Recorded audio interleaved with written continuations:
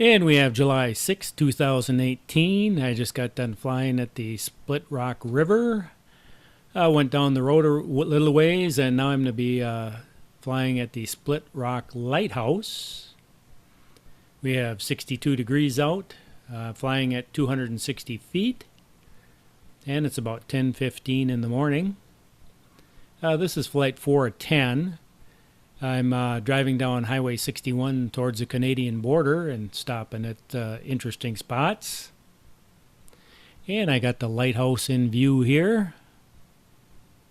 Now you're going to notice me stop a little bit here, and what I'm doing is sometimes a lighthouse will have a radio antenna on it, and I'm just stopping to make sure that there's not going to be any signal interference with my controller.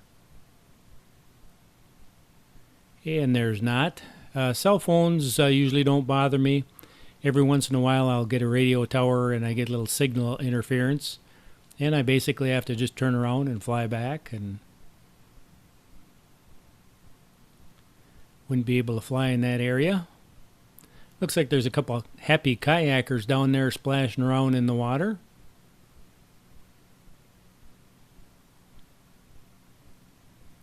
And I like the contrast of the water and the rocks at the base there. You can tell the bigger rocks going deeper into the water there by the color change. And we got some people walking around the lighthouse there.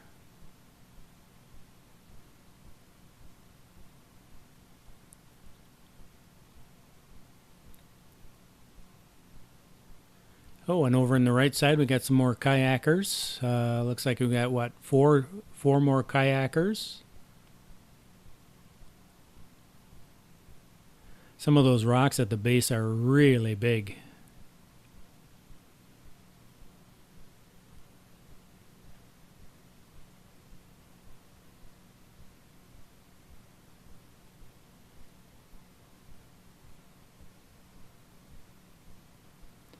Oh, make that 5. I just see the nose of another kayak sticking out there. But can you imagine being a lighthouse keeper back in the old days there? All kinds of storms rolling in and fog banks and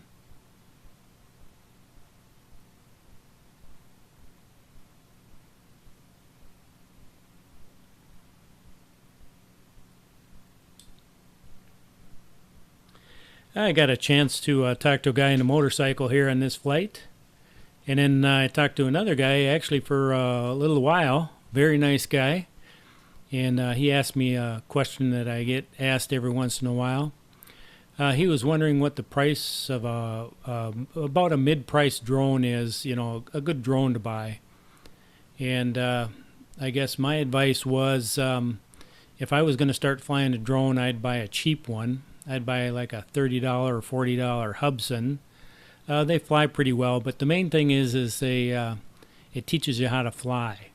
You have to learn drone control and orientation and all that, and with all the electronic gadgets on them, you know, the sensors and stuff, that's a really good way to learn how to fly. If you crash, you don't have a huge amount of money invested. Usually you can just throw a couple props on them and take off again. On an expensive drone, if you crash that, you're going to be spending some money repairing that. Believe me, I know. Yeah, and that's kind of interesting, the rocks underneath the water there. It almost looks like there's caves worn into the rock down below.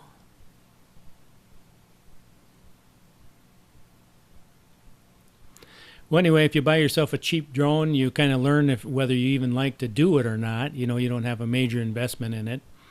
And the more expensive ones fly really nice and they're easy to fly, but if something happens, you need to know what to do. You know, if you lose your GPS signal, you need to be able to fly that thing, tell you where you are, and fly it back without GPS assistance.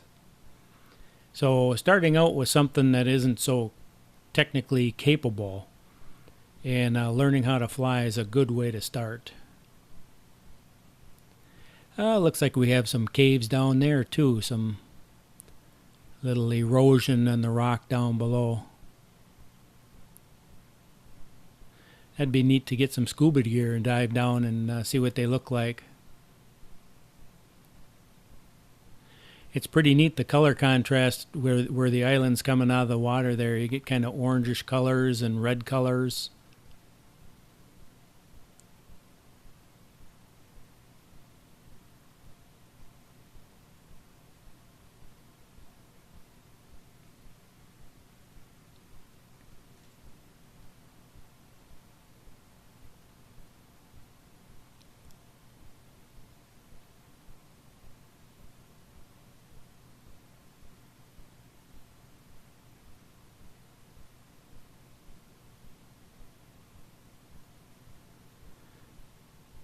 And now coming up to the island here, you can see where water's kind of eroding the top there.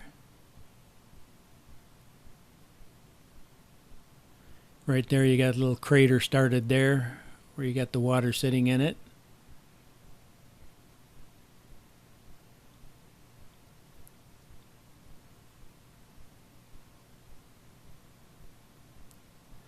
The water's pretty calm right now, but I've been here in Lake Superior when there's been kind of stormier weather or windy weather. Boy, let me tell you what, they when those waves hit the shore, they really send a spray of water into the air.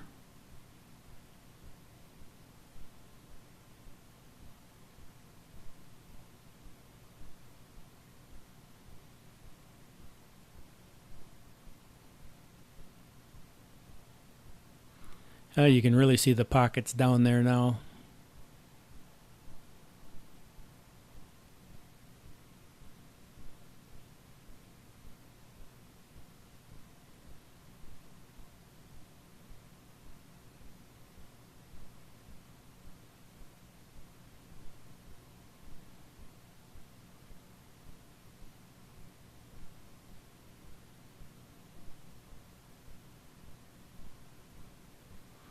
And look at all those trees.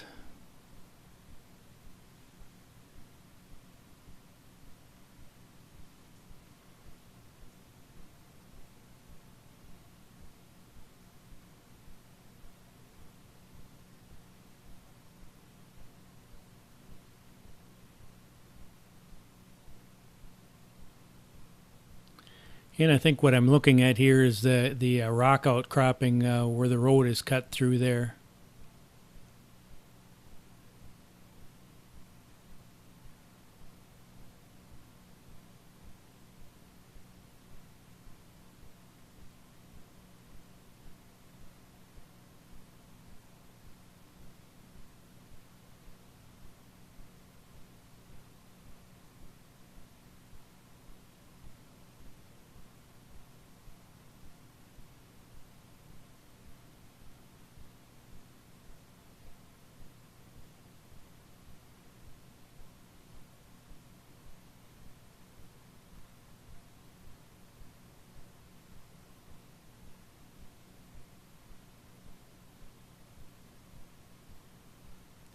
And it was kind of nice on the way up. I started out earlier in the morning and got north of Rice Lake on Highway 53, which is a 4-lane highway.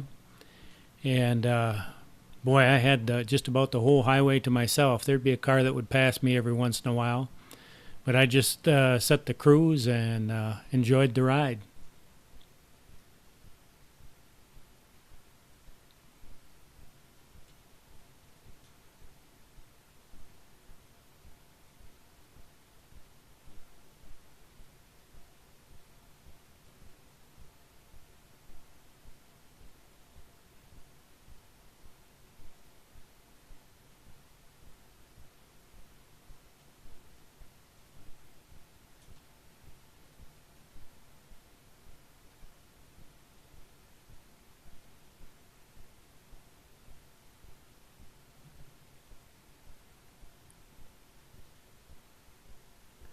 And so now we'll start bringing this thing down. We get one last look at the lighthouse out there.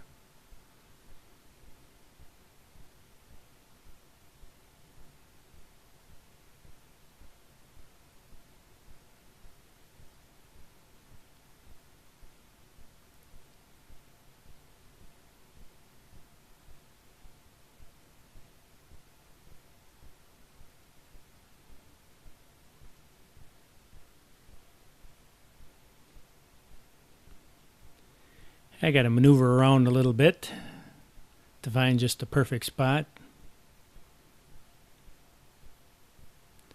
And then we'll land this thing. Head on down the road for some more adventures. So there we saw the Split Rock Lighthouse.